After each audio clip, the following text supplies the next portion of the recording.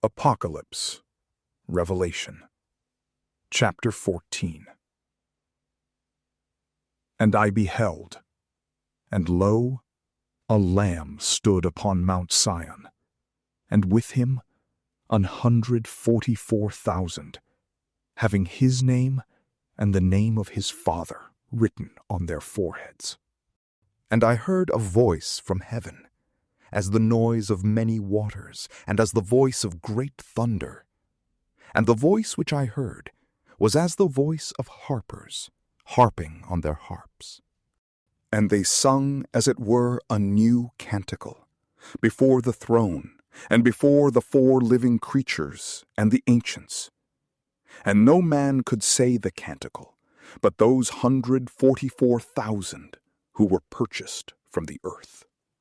These are they who were not defiled with women, for they are virgins. These follow the Lamb whithersoever he goeth. These were purchased from among men, the firstfruits to God and to the Lamb. And in their mouth there was found no lie, for they are without spot before the throne of God. And I saw another angel flying through the midst of heaven, having the eternal gospel, to preach unto them that sit upon the earth, and over every nation and tribe and tongue and people, saying with a loud voice, Fear the Lord, and give him honor, because the hour of his judgment is come. And adore ye him that made heaven and earth, the sea, and the fountains of waters. And another angel followed, saying, That great Babylon is fallen, which made all nations to drink of the wine of the wrath of her fornication. And the third angel followed them, saying with a loud voice, If any man shall adore the beast and his image, and receive his character in his forehead or in his hand, he also shall drink of the wine of the wrath of God, which is mingled with pure wine in the cup of his wrath, and shall be tormented with fire and brimstone in the sight of the holy angels and in the sight of the Lamb. And the smoke of their torments shall ascend up for ever and ever. Neither have they rest day nor night, who have adored the beast and his image, and whoever receiveth the character of his name. Here is the patience of the saints, who keep the commandments of God and the faith of Jesus. And I heard a voice from heaven, saying to me, Write, Blessed are the dead who die in the Lord.